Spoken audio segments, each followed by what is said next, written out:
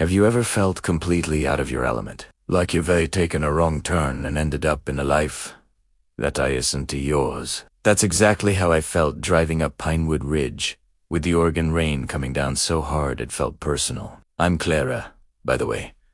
I'm an architect from Portland. I like plans, straight lines, and knowing what comes next. Chaos. Not my thing. So, inheriting a remote cabin from a great-uncle I barely remembered. That was already off-brand for me. I figured it was some kind of mistake. A dusty, forgotten cabin in the middle of nowhere. But when I finally reached the top of the ridge, the rain letting up just enough for me to see, there was already a car parked out front, and a man, flannel shirt, muddy boots, and a look on his face that perfectly mirrored my own confusion. He was standing on the porch next to a toolbox, looking like he owned a place. I got out of my car, my city coat already feeling useless against the damp air. "Can I help you?" I asked, trying to sound more confident than I felt. He just raised an eyebrow. "I could ask you the same thing." "This is my great-uncle Henry's cabin." I stopped. "Wait, asterisk. My asterisk. Great-uncle Henry?" We both stood there for a beat, a weird standoff in the fog. He introduced himself as Eli, a travel writer. It turned out we both had letters. Same elegant, looping handwriting. Same signature dot. And the same unbelievable condition. The letters read, "To Clara Bennett and Eli Carter. The cabin is yours, but you must live there together for 30 days before you decide what to do with it. You'll understand why, Uncle Henry." I read it 3 times.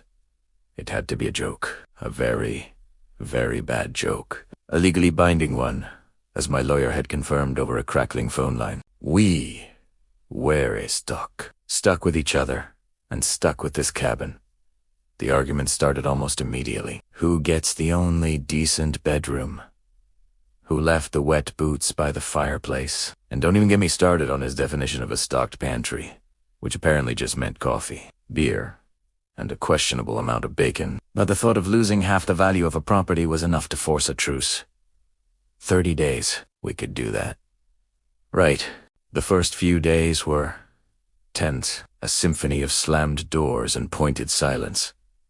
I'm a planner. I had blueprints for my life, and this rustic, unpredictable cabin, and its equally unpredictable co-owner, was a glitch in my system. He was the opposite. Eli seemed to thrive on spontaneity, fixing a sputtering generator with nothing but a wrench and sheer willpower, while I was trying to find a cell signal to download the user manual. He'd spend his days chopping wood or disappearing into the woods with a notebook, and I'd spend mine trying to bring some semblance of order to the chaos, arranging books by color and creating detailed meal plans he'd promptly ignore. The cabin felt too small for our 2 completely different worlds. One evening, I was huddled by the fireplace, sketching out floor plans for a project back in Portland, trying to pretend I was anywhere but there. Eli was quietly cleaning an old fishing reel. The rhythmic click, click, the only sound in the room. I hated to admit it, but his calm was steadying. The power had flickered out earlier, as it often did, and the cabin was lit only by candlelight and the glow from the hearth. I found myself watching him, this man who lived a life so different from mine. He caught me looking. "You know," he said, not missing a beat with the reel, "staring at blueprints won't make the power come back on." I scoffed, "And polishing that thing won't either." He just smiled, a small, genuine smile that caught me off guard. "No, but it's better than worrying about things you can't control." That was the moment something shifted. Maybe it was the crackling fire, or maybe it was just the sheer exhaustion of being annoyed all the time. The truce we'd made started to feel less like a ceasefire and more like something else. We started talking, not about the cabin or the legal papers, but about our lives. I told him about the pressures of my job, the endless deadlines, the feeling of designing buildings for people to live in while my own life felt so sterile. He told me about his travels, the freedom of the open road, but also the loneliness that came with never staying in one place for too long. We were polar opposites, yet we both understood what it felt like to be a little lost. Just when we were starting to find a rhythm, the cabin revealed its biggest secret. We were trying to fix a draft coming from the old stone fireplace when Eli's hand brushed against a loose stone. Curious, he wiggled it free, and tucked deep inside the cavity behind it was a leather-bound notebook. Uncle Henry's notebook. It wasn't a journal. It was for us. The first page read, "For the two of you." Inside were hand-drawn maps of the surrounding woods, sketches of constellations, notes on the best fishing spots, and little challenges. Find the waterfall that sings. Bake my famous apple pie recipe on page 20. Watch the sunrise from Eagle's Peak. It wasn't just a cabin he'd left us.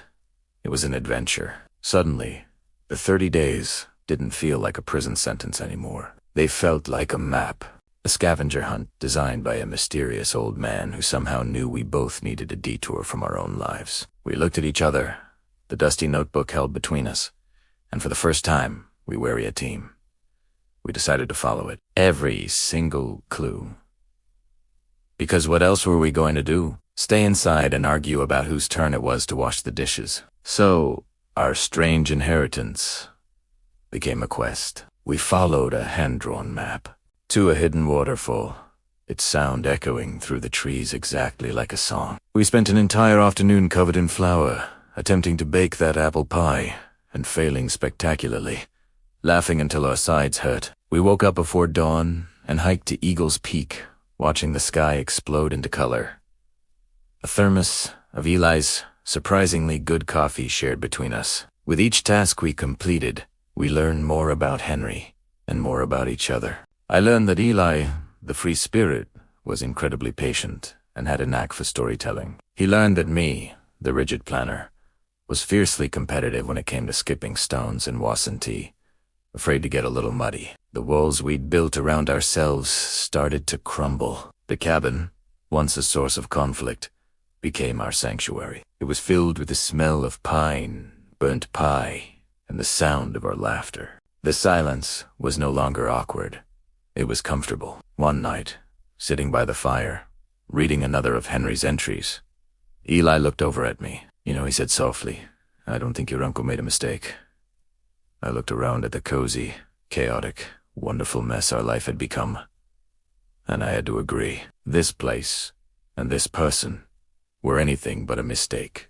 Following the map Uncle Henry left, we dove headfirst into his world of secrets. The first note led us down a forgotten trail, almost swallowed by the woods behind the cabin. It felt like we were walking back in time, with every crunch of leaves under our feet. Another clue pointed us to a rusty, locked shed. Eli, ever the brute-forced enthusiast, tried to shoulder it open. I, being the brains of the operation, found the key cleverly hidden under a loose stone. Inside, a buried tin box was waiting for us. My heart pounded as we pried it open. It was filled with old, faded photographs. In one, a young, smiling Uncle Henry stood beside a beautiful woman we didn't recognize. Who was she? We spent hours laying the photos out on the old wooden table, trying to piece together the story. It was a puzzle of a life we never knew he had. A story of a love that, for some reason, never fully bloomed. Henry's one and only heartbreak, preserved in silver nitrate. Looking at those images, at the ghost of a love story, stirred something in both of us. It was a strange, shared melancholy, a connection forged in someone else's past. Our days fell into a comfortable, if slightly chaotic, rhythm. Mornings started with the smell of something burning, which meant Eli was attempting to make breakfast. His pancakes were more like charcoal briquettes, but he served them with such misplaced pride. I couldn't help but laugh. In return, I took on the role of the cabin's handywoman. I fixed the wobbly shelves in the kitchen, a task I completed with architectural precision, much to Eli's amusement. He'd watch me, leaning against the doorframe, a smirk on his face. "You're taking this a little too seriously, aren't you?"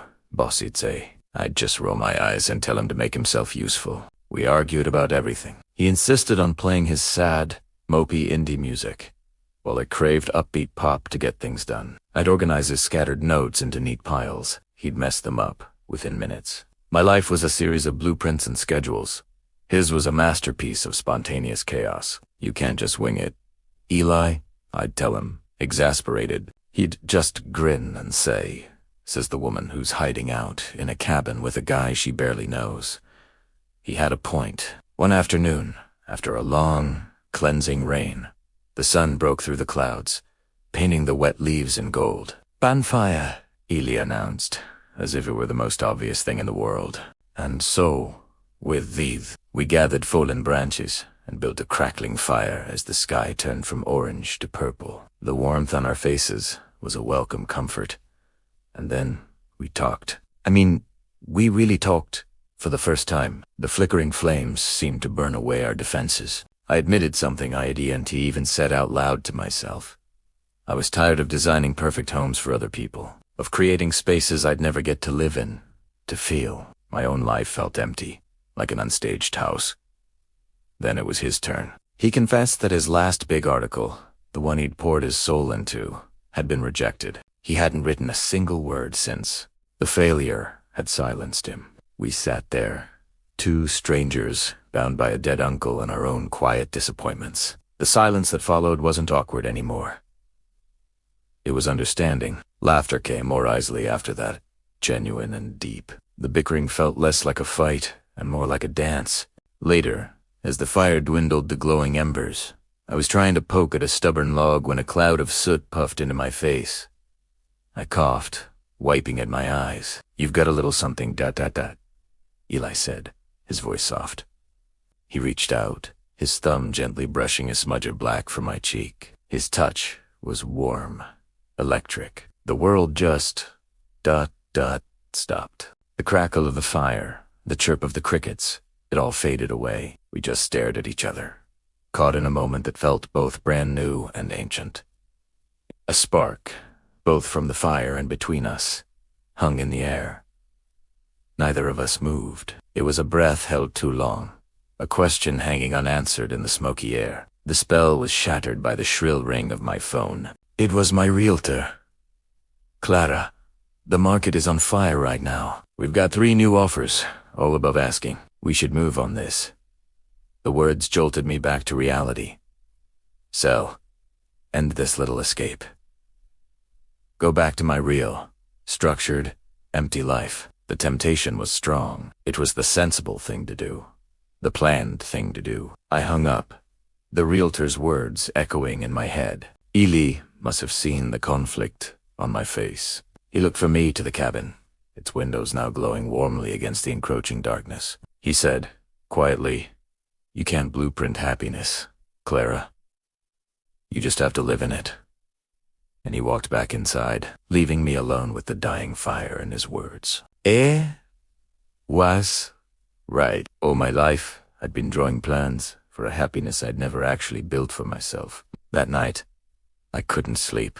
I stood by the window, looking out at the dark silhouette of the woods.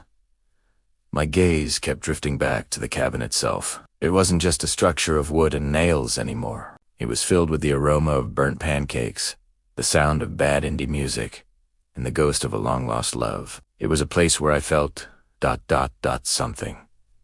something real. Looking at its warm, inviting glow against the vast darkness, a thought struck me. Maybe Uncle Henry, the man of secrets and maps, knew exactly what he was doing all along. Maybe this cabin wasn't just an inheritance. Maybe it was an intervention. The power's out. My phone. A useless brick. No bars. We're stranded. Just me, Eli, and this rattling old cabin that suddenly feels less like a charming getaway and more like a trap. I start pacing. It's what I do when I'm anxious. And right now, my anxiety is off the charts. Every creak of the floorboards, every gust of wind against the walls, sounds like a warning. This is a disaster. A complete, unmitigated disaster. But Ely, he just leans back in his armchair, a small smile playing on his lips. "Well," he says, his voice calm and steady, "looks like we're in for an adventure." An adventure? Is he kidding me? I'm picturing us freezing to death, and he's talking about an adventure. He gets up, completely unbothered, and starts gathering candles. "First things first," he declares. "We need light." While I'm still trying to process the sheer absurdity of the situation, Eli is already in motion. He finds a bucket and heads for the door. "What are you doing?" I ask, my voice tight. He grins back at me, a dusting of snow already on his shoulders. "Making coffee," he says, as if it's the most normal thing in the world. "Gotta melt some snow first." And just like that, he turns our predicament into a game. He sets the bucket of snow by the hearth, and soon we have a pot of water bubbling over the crackling fire. He finds an old deck of cards in one of Henry's drawers, their edges soft and worn from use. We play by candlelight, the flickering flames casting long, dancing shadows on the walls. He tells terrible jokes, makes funny faces, and somehow, against my will, I find myself laughing. A real, genuine laugh that feels foreign and surprising in my own chest. The storm only gets worse, a relentless assault on our little wooden sanctuary. The temperature drops, and a chill seeps through the walls. I'm shivering, hugging myself for warmth. Eli notices. "Come closer to the fire," he says, his voice soft. I hesitate for a second, then scoot over on the worn rug, my shoulder almost touching his. The warmth from the fire is nice, but the warmth radiating from him is something else entirely. It's steady and grounding. We sit there in silence for a long time, just watching the flames. The quiet isn't empty anymore. It's filled with unspoken things. Then he turns to me, his eyes serious in the firelight. "Clara," he asks gently, "why do you hate surprises so much?" The question hangs in the air between us. I look away, into the fire. "Because they always end," I say, the words barely a whisper. It's the truest thing I've said all night. Good things, surprising things. ... They're temporary. They leave you with the memory of what. As I say it, a wave of sadness washes over me, and my hand, resting on the rug between us, trembles slightly. His hand finds mine, his fingers gently brushing against my skin. It's a simple, questioning touch. I expect myself to pull away, to retreat back into my shell, but I don't. I let my hand rest there, against his, and in that small moment of contact, something shifts. A tiny crack appears in the wall I've built around myself. The next day, the storm has lessened, but hasn't broken. To pass the time, and maybe to avoid the growing tension between us, we decide to go through more of Henry's belongings. We're in his old study, sorting through dusty boxes of papers and books, when Primera Find, Italiano, a thick, cream-colored envelope tucked inside an old ledger. On the front, in Henry's familiar, elegant script, it says, "To the two who stayed." My heart does a little flip. Eli comes over to look, with trembling fingers. I break the wax seal. Inside isn't a letter, but a legal document, a clause in the deed to the property. We read it together, our heads bent close. It states that if we both choose to sell the cabin, the entire profit must be donated to a local conservation charity. But if we choose to stay, to keep it, we inherit it all. The cabin, the land, everything. Suddenly, it all clicks into place. The strange conditions of the will, the forced proximity, the shared task. It was never about the money. Henry didn't want to just give his property away. He wanted to give it to someone who would love it, who would see its value beyond a price tag. He wanted someone to finish the work he started, to breathe life back into these old walls, to care for the land he cherished. He was looking for stewards, not just heirs. Looking at Eli, I see the same understanding dawn on his face. This isn't a burden anymore. It's a gift, a chance to build something, to restore something, to create meaning. For the first time, I see the cabin not as a problem to be solved, but as a place with a soul, a place waiting for someone to love it back to life. By morning, the world is transformed. The storm has passed, leaving behind a pristine blanket of fresh, sparkling snow. The sun is out, and the light reflecting off the landscape is almost blindingly beautiful. The air is crisp and clean. Eli finds an old wooden sled in the shed. Its runner's a bit rusty. "Ever been sledding?" he asks, with a boyish grin. I shake my head. My childhood was more about books and responsibilities than snow days and sleds. "Then your education begins today," he announces. He pulls me up the big hill behind the cabin, our boots sinking into the deep powder. At the top, he sits me on the front of the sled and climbs on behind me, his arms around me to hold the rope. "Ready?" he yells. Before I can answer, we're flying. The wind rushes past my ears, snow flies in my face, and a sound bursts out of me that I don't recognize at first. It's pure, unadulterated joy, a kid's laugh, echoing through the silent, snowy woods. Later, warm and flushed from the cold, we sit by the fire again. This time, I'm helping him with his article. He's ditched the cynical piece about a forgotten town. His new story is about second chances. It's about the unexpected beauty you find when you're forced to stand still. It's about the courage it takes not to run away, but to stay and rebuild. As I read his words, I feel like he's writing our story, too. That night, the sky is breathtakingly clear. We stand outside on the porch, wrapped in blankets, looking up at a tapestry of 1,000 brilliant stars, more than I've ever seen in the city. The world is quiet, peaceful, etunstume, and in the faint starlight, I can see the question in his eyes. And this time, I know the answer. He leans in, and we share our first kiss. It's soft and a little uncertain, but it feels as inevitable as the sunrise. The 30th day arrives. The lawyer's call echoes in the small kitchen.